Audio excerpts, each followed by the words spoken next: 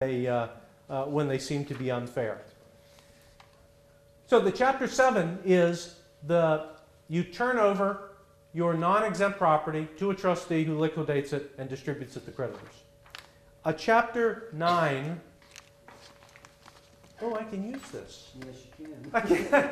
I usually say when I do seminars like this, you don't have to worry about Chapter 9. There are only 2 Chapter 9s that I've ever heard of that are worthy of note. One was Bridgeport, Connecticut tried to file, and Chapter 9 says you can't, a municipality, I'm sorry, let me just go back. This is a municipal reorganization. And Chapter 9 says you can't file unless the state law allows it. Bridgeport tried to file a few years ago, and the Connecticut Supreme Court ruled that the state law didn't allow it, so they couldn't. The other one, of course, is Orange County, California. And here we are. So you know, some of you probably know more about Chapter 9 than I do. They don't happen very often. And what I say is, if you have a customer who is involved in a Chapter 9, just run to your nearest bankruptcy lawyer and ask them to look it up, because they're not going to know either, because it doesn't happen very often. Chapter 11, 7, 9, 11. 11 is the business reorganization. I say business reorganization because the vast majority of them are businesses. Individuals could file Chapter 11 in a proper case. Individuals who maybe own a bunch of real estate. But it's still essentially a business reorganization. It's an opportunity for the debtor to have peace with its creditors for a few months till it can put together a reorganization plan, propose it to the creditors and the court, and try and get it approved and live happily ever after. We're going to talk a little more specifically about stuff that goes on in Chapter 11 because that affects a lot of your deals that go bad end up in Chapter 11. So you should know some more about that. Let's go to 13. Chapter 13 is the wage earner reorganization. Chapter 13 is limited. Only individuals can file Chapter 13s. And the amount of debt they have is limited.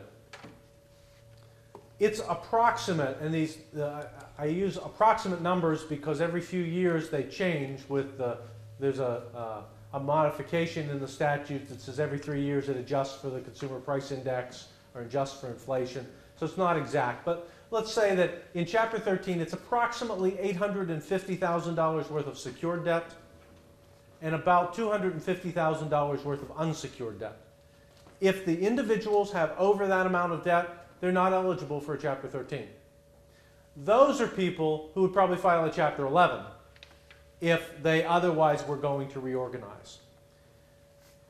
The Chapter 13, the biggest difference in the Chapter 13 is, let's take between the 13 and the 7.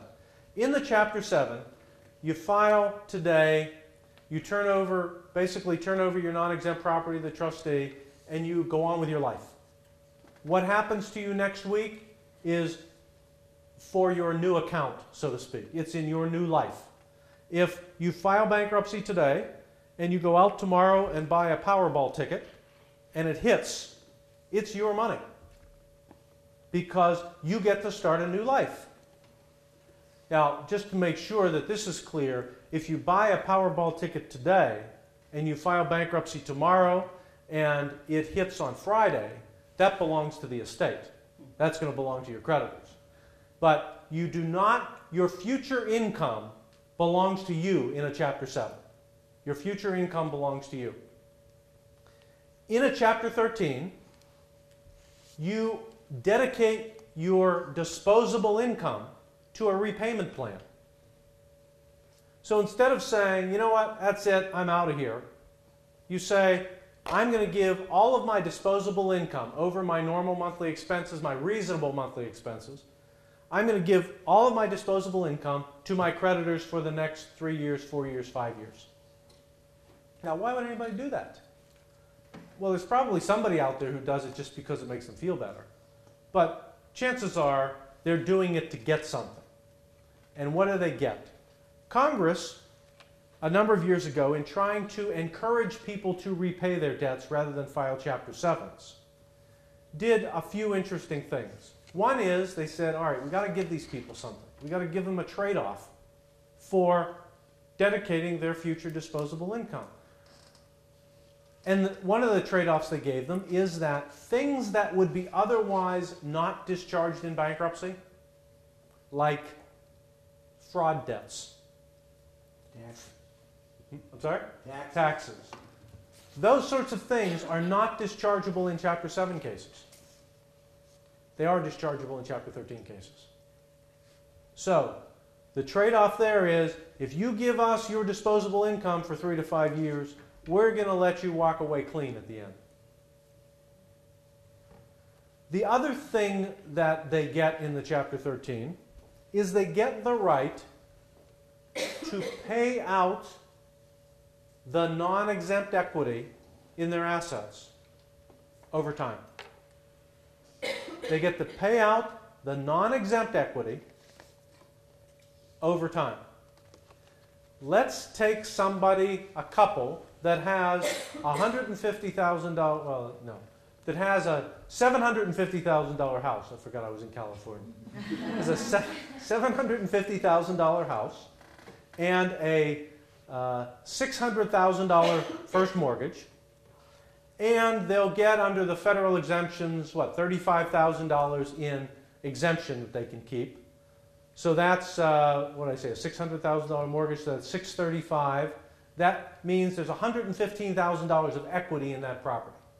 If they were to file a Chapter 7, under those circumstances, with a whole bunch of unsecured debt, let's say no other assets, the trustee would say, okay, you got $115,000 of equity in that property. What you have to do, Mr. and Mrs. Debtor, is you have to write me a check for $115,000, or I'm going to sell the property, I'm going to pay the bank the $600,000, I'm going to give you the next $35,000, and I'm going to take what's left.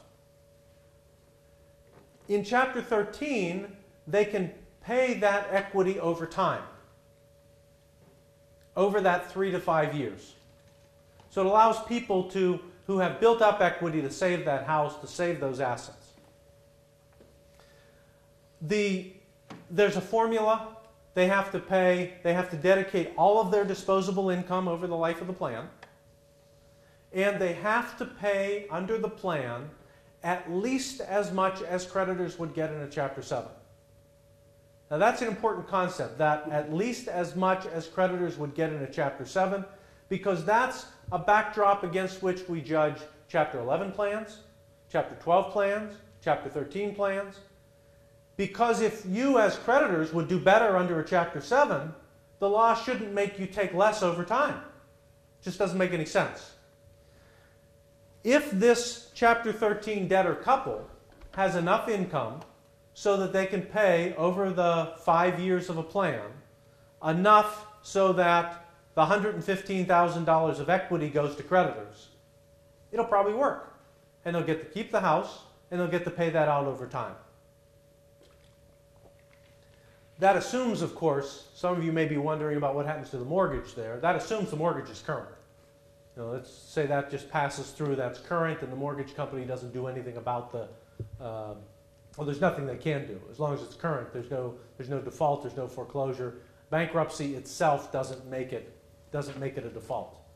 Incidentally, and I didn't look in your contracts, but lots of people have default provisions that say bankruptcy is a default. It's invalid. Just ignore it. It doesn't work. Is it in there? Yeah. Okay. The federal statute says any contractual provision that makes filing a bankruptcy an automatic default is void. So, but it's in there probably because lots of people don't know that, and it might deter somebody from filing. So there's no harm in it being there. Okay, so we did 7, we did 9, we did 11, 13, 12. 12 is the family farmer reorganization. It's almost a Chapter 13, but there are some special protections for family farmers And these are individuals who generate, I think it's 80% or more of their income from farming operations. It's not a corporate farm or an agribusiness or anything like that. And there are just some special protections there. You can't, it's much harder. We've always wanted to protect farmers in this country over the history of the farmers. Some people might argue with that, but they get special protection. And one of the protections under the bankruptcy code is that you can't convert a farmer to a liquidation if it's a Chapter 13 or a Chapter 12.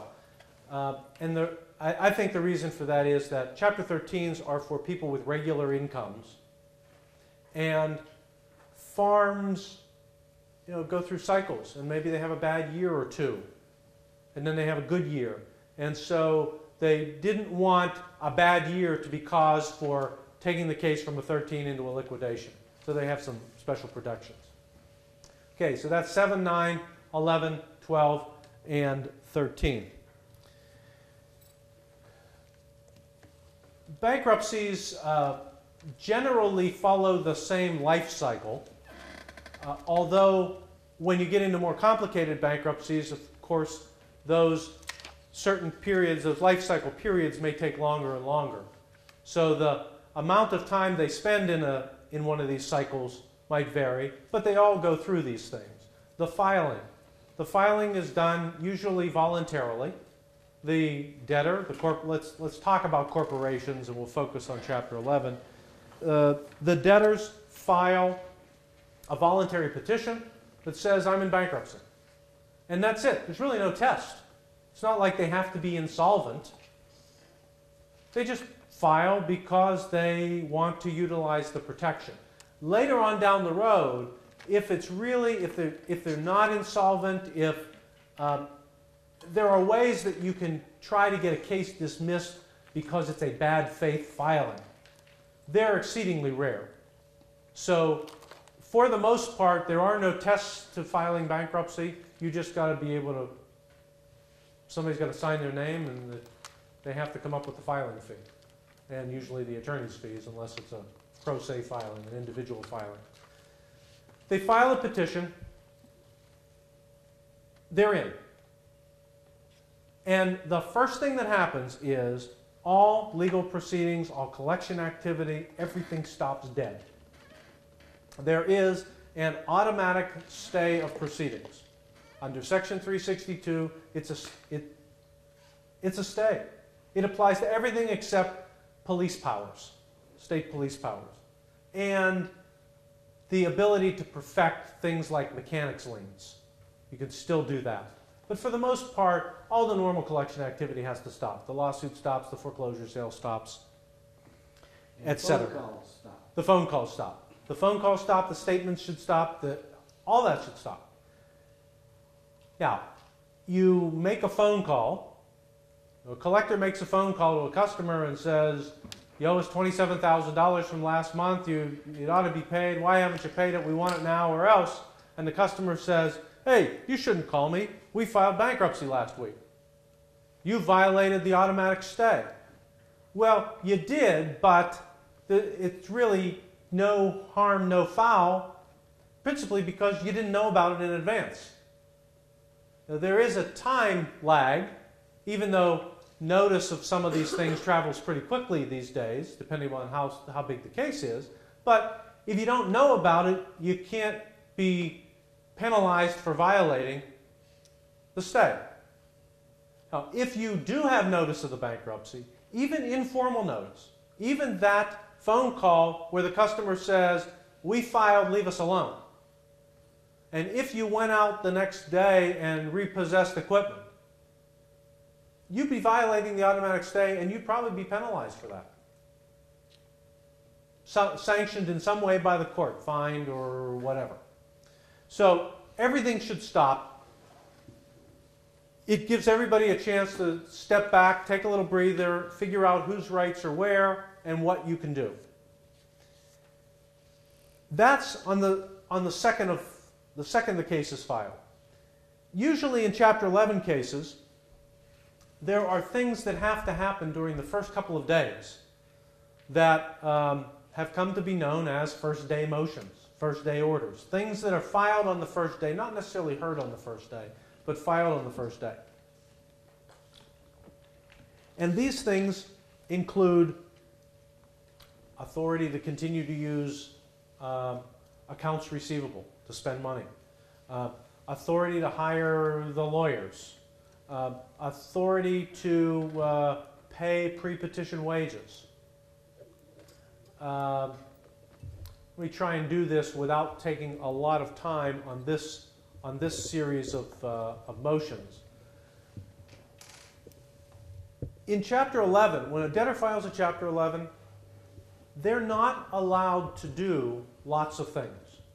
Now, obviously, they're not allowed to pay pre-petition debts, but they're not allowed to use assets. They're not allowed to use liquid assets that are liened, that somebody has a lien on. Those things are referred to as cash collateral. Collateral, which is cash or cash equivalents, bank accounts, accounts receivable. They're not allowed to use it. The law says, we're going to stop everything dead.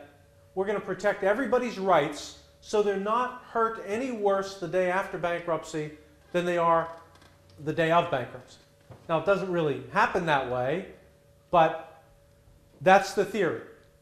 Everybody's rights get protected starting the day of bankruptcy. So the lender, who has a lien on all this cash collateral, who's owed $50 million, and the cash collateral is $51 million. That lender is entitled to protection. Let's say this debtor's losing $5 million a month.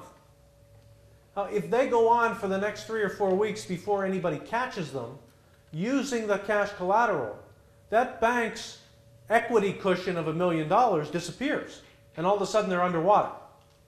So the law says, debtor, you can't use the cash collateral without court permission. Usually in the big cases, there is a negotiated agreement in advance. These filings are not surprises to the lender, usually. To that lender. Right. Especially lenders who have cash collateral or who have a lien on the cash collateral. Because the debtor knows the day after I file, I can't write any checks without a court order, and I'm only going to get a court order if I've negotiated something with the lender in advance. So usually there's a deal worked out in advance, and that's one of the things that's filed along with the petition, an emergency motion to approve either a cash collateral agreement, where the bank has protection for what's used, or a post-petition loan, often referred to as a debtor-in-possession loan or a DIP loan. And that comes from the fact that in Chapter 7 cases, there's a trustee appointed immediately when a bankruptcy is filed. In Chapter 11, the debtor remains in possession of its assets and continues to run its business unless there's some reason that the court decides to put a trustee in. So it's a debtor in possession. Shorthand is DIP, a DIP loan. There's either a DIP loan where the debtor gets new money, or a cash collateral agreement where the debtor is using the cash collateral and should be creating new receivables and new cash. Those are in the first day motions. First day motions would also include, and this goes right along with that, the authority to use bank accounts. Again, theoretically, the day a bankruptcy is filed, Chapter 11 is filed, the debtor is not allowed to pay any pre-petition debt. Which means if there's a check outstanding, the payment should be stopped on that check. Or the bank account should be closed. So that the vendor who got that check a week ago and didn't deposit it can't get paid because it's now pre-petition. Now, take a big case, take any size case. You know, they have all these cash management systems, they have bank accounts set up, they have computer checks. There's so much in place that it's very difficult to shut that down and restart it on a day's notice. Usually what they'll do is they'll go into court on a first day motion and ask for permission to continue to use the bank accounts. They will keep track of anything that clears post-petition, and if it becomes an issue later, they can always go back and try and recover that But the trade-off is that way they don't have to spend all the money on new checks, they don't have to create all these new systems. That's another first-day motion. In hospital cases particularly, one of the first-day motions you see these days is a motion for authority to pay critical vendors. There is a doctrine in the law called the doctrine of necessity. And just as far as timing is concerned, I was figuring on taking a break in about 10 minutes, about 20 minutes. We'll be about halfway through. The doctrine of necessity is, a doctrine the courts have come up with that said sometimes you've got to go around the law. The law says this, but there's just sometimes you have to do something different because otherwise the case will not work. The primary example of that is another first-day motion, which is a payroll motion. So typically, when a company files bankruptcy, it's in the middle of a pay period. It's, everybody has a 5-day holdback or a 7-day or 2-week holdback. So whenever they file, they owe employees pre-petition wages.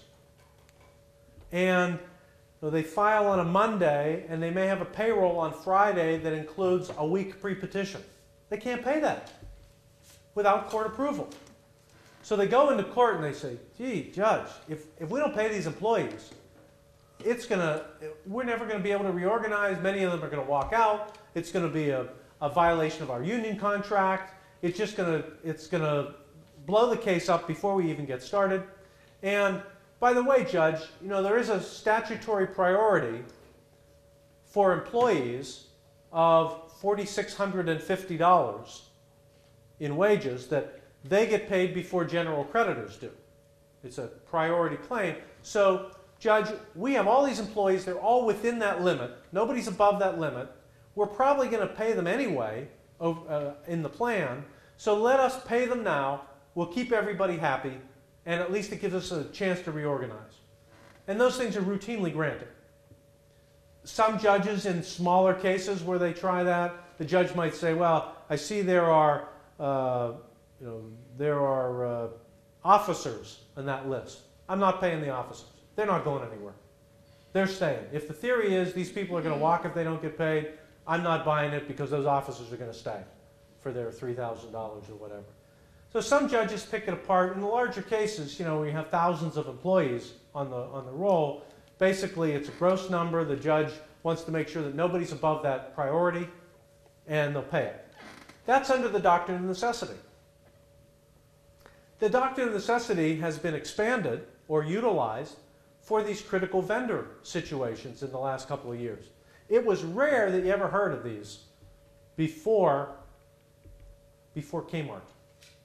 Kmart was the first big one that became public. In Kmart, the food purveyor, can't remember the name of the company, but the food purveyor was owed in excess of $70 million pre-petition. And the food purveyor said, you know what, we're not going to sell to you.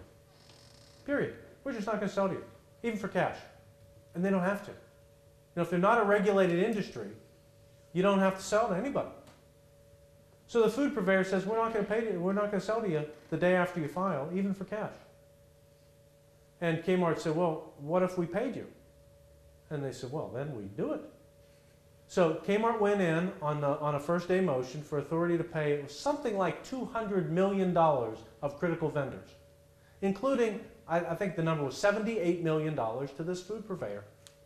And the argument was, Judge, if we can't get the eggs tomorrow, or we can't get the milk, we're going to lose all these sales not only on that stuff, but people are not going to come into the stores, and it's just going to destroy our reorganization. So this is necessary.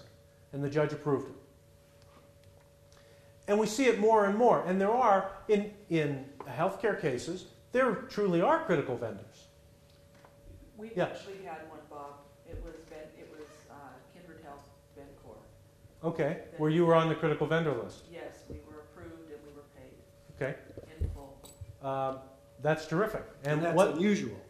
It's unusual. It's the only one that I can ever think of. What that is it allows the debtor to pay the pre-petition creditors to keep them doing business post-petition. Now they're getting more and more sophisticated, and the judges are getting more and more reluctant to do this. So the ones I've seen recently are the orders are very specific about what the creditor, what the vendor has to agree to in order to get this payment. Things like must agree to extend the credit terms as they existed 90 days pre-bankruptcy. Must agree to extend those credit terms as long as the debtor is not in default post-petition on through the case. Things like that. Which is in the hospital's case is a moot point. Well, yeah. Well, no, they actually did. They actually that one- did. We opened them up net 30. We opened them up net 30, and they actually paid us net 30, better than anybody else had ever paid us. Wow. That's unusual, as we know. But that's 1 out of 15 years. Yeah. Yes, Rich. Have you ever heard of a case in which the court upheld a provision in a contract that would have the vendor request that the debtor listed as a critical vendor? Could we put something in our agreement that says, in the event of bankruptcy, we will be listed as a critical vendor and have that be enforced? That sounds like you're going to do business with them in anticipation of them filing bankruptcy. Well, there's a whole body of law, Rich, on things that the debtor cannot agree to bind itself post-bankruptcy. And within that body of law, what's been created is there's this theory that the debtor may not be able to bind itself to that, but at least it is a provision in the contract which would create a default if they didn't do it. So it's not a default because they filed bankruptcy. It would be a default because they didn't include you in the critical vendor list. Whether it would work in that circumstance or not, I don't know. I've never seen one. And I can just imagine standing here lots of reasons why it wouldn't work. But it's certainly worth looking at. Thanks, Bob. Usually now what the debtors use their critical vendor order for is the opportunity to negotiate. I had a client a couple of weeks ago who was owed $350,000 pre-petition. Really was a pretty critical vendor. They were a fuel supplier to a coal mine, and the coal mine was about 40 miles from anywhere. And our client had set up the transportation system for the fuel, and if they decided not to sell, nobody else at a reasonable price could have transported fuel in there. So they were a critical vendor. When the debtor got authority to pay us, they came back and started to negotiate terms. You know, they didn't want to pay the whole $350 now. They'll pay $100,000 and then 145 days and then 190 days and that sort of stuff. They dangle that carrot out there, and it usually works, unless the vendor is willing to really stand by its guns and say, no, I want to pay it in full or I'm not selling it. And it's awfully hard, you know, the salespeople really start to get the shakes when you do that. It's hard to maintain that strong force. So would you say in a hospital's case a critical vendor would include food, pharmaceuticals, drugs, electricity? I think a critical vendor is anybody, A, who the hospital would shut down if they didn't have, and B, who has a significant impact on the ability to reorganize. It might be the doctors. If the doctors have not been paid, if you have staff doctors who haven't been paid, and they say, you know what, if we don't get paid, we're walking. Hospital can't operate without doctors. Pardon the pun. It might be the It might be the non-staff physicians who say, we're owed money, we're not going to refer patients. So it really depends on the situation. Some of those things absolutely are critical. Unless, I say absolutely, but the test that's developing is, can the debtor get it elsewhere? Now, a food purveyor, generally, they could go out, the debtor, if the debtor can pay cash post-petition, it can go out and get food from somebody else. So there's no reason to pay tens of thousands or hundreds of thousands of dollars to the pre-petition food purveyor. In the Kmart situation, they had this entire distribution system for 3,000 stores that nobody else could have ramped up in days, let alone weeks or months. That's why they became critical. Electricity, but is probably a critical vendor, but utilities have certain requirements under the bankruptcy code. They can't just shut off when the day a case is filed. The debtor has time to work out a deposit arrangement for the future. So it really depends on the case, Bill. Other questions at this point? Okay. So we have all these first day orders, and usually those are heard second, third day of the case, the average case. The big cases, the mega cases, as we call them, Kmart, Enron, etc., those things are orchestrated in advance. There is, when the lawyers are ready to file the Kmart case, they didn't just surprise the court by walking down with the petition and filing it. I'm sure the day before or 2 days before, somebody called the chief judge and said, I can't tell you which company because of securities issues, but I can tell you that on Tuesday at noon, I'm coming down with a mega case. And I'm going to need time for first day motions that afternoon. And if you can schedule us at 2 o'clock, I will give notice to the creditors who are entitled to notice in advance, even before the filing, so that they know to be there. And just practicality requires that sort of thing. Because Kmart can't be without its ability to write checks for 2 days. It would fall apart. The next thing that usually happens in a case is in a Chapter 11 is the creditors committee is appointed. The creditors committee is a committee of 7, give or take, creditors who are usually the largest creditors, unsecured creditors, who become the representative body for all of the creditors, so that the debtor and the court don't have to negotiate or deal with 10,000 creditors. They can negotiate or deal with a committee that has 7 or 9 or 11 creditors. And while that committee can't bind all